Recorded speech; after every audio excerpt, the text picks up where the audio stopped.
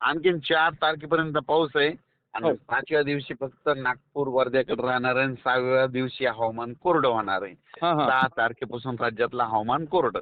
6 तारखेपासून वातावरण एकदम मोकळं होणार. हो. हो. आणि पुन्हा मग 16 तारखेच्या नंतर बनणार समजा.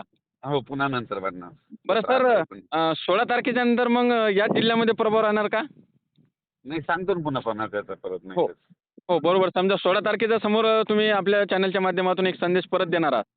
हो. पण हो. आता हे काय करायचं शेतकऱ्याला म्हणा काय होते माहितीये का? हां. लगेच सगळ्यालाच वाटतं आमच्याकडे एकदाच पाऊस यावा, तसं होत नसतं.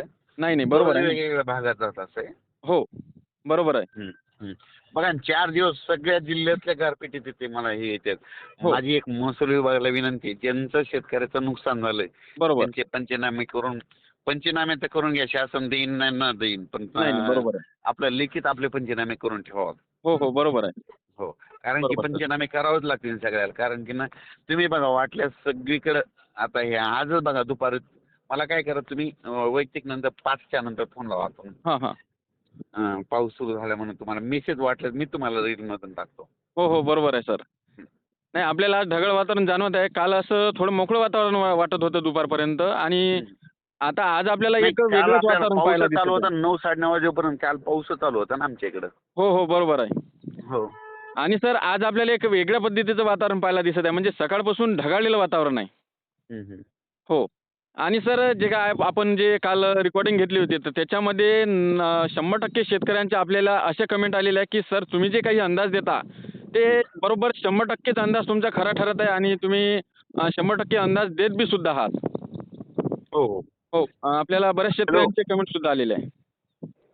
तुम्हाला सांगतो हां. गारपिटीबद्दल मला अभ्यास करायला 15 वर्ष गेले ते. नाही, नाही. बरोबर आहे ना.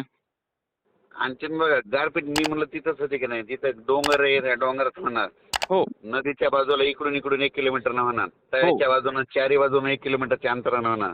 हो. एखादा कॅनल असेल तर कॅनलच्या बाजूला तिकडून 1 किलोमीटर ह्या पट्ट्यात होणार. बरोबर. जिथं ब्लॅक सॉइल आहे काळीची जमीन तिथं गारपीट होणार नाही. हो, हो. बरोबर आहे सर. झाली तरी चिंचुक्यासारखी होईल. हो. आणि सर तुम्ही मला वाटते 2 ते 3 महिन्याच्या आधी एक अपडेट दिली होती आणि त्याच्यामध्ये तुम्ही सांगितलं होतं, की फेब्रुवारी ते मार्च या दरम्यान गारपीट होणार आहे. 22 फेब्रुवारी ते 10 मार्च हो.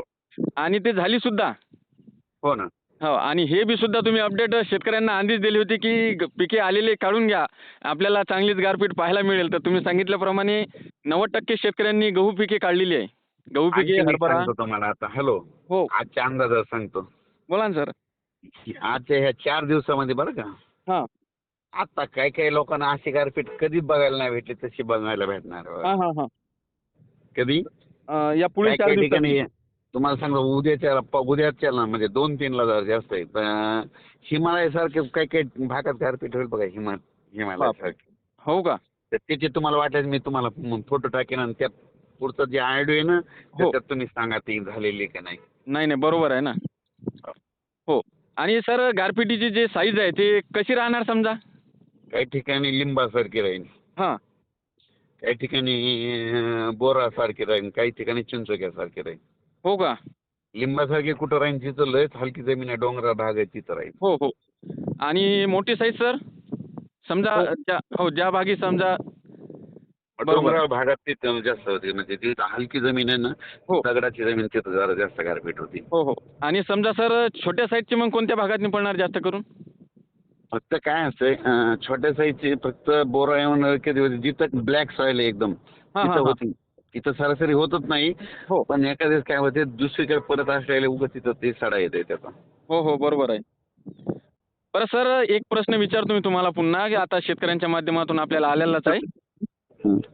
तर शेतकरी विचारत आहे, की मान्सून 2026 मग या पावसामुळे काही 2026च्या पावसामध्ये काही इफेक्ट पडणार का? उन्हाळ्यामध्ये पाऊस झाला की त्यावर्षी पावसाळ्यात पाऊस कमी पडते हे शेतकऱ्यांनी लिहूनच ठेवायचं. हो का? समजा उन्हाळ्यात जर जास्त पाऊस झाला तर मग आपल्याला बरसात कमी पाहायला मिळेल. होतंच हे गणित ठरलेलं आहे. हो. मात्र तुम्ही सांगितल्याप्रमाणे परतीचा पाऊस जास्त राहणार यंदा. परतीचा पाऊस खूप पडणार. हो. बरोबर. समजा हे जे काही पुढील आता जे पेरणीचा टाईम वगैरे राहते यामध्ये कालखंडामध्ये आपल्याला खंड सुद्धा पाहायला मिळेल चांगलीच. हो ना. हो. भेटेल ना. मात्र परतीचा पाऊस जास्त राहणार. हो. हो. पिकं बरोबर. चांगले येणार शेतकरी मालामाल होणार. हो, हो. बरोबर सर. Okay okay. धन्यवाद सर, तुम्ही शेतकऱ्यांना एक महत्त्वपूर्ण आणि डिटेलमध्ये माहिती दिल्याबद्दल.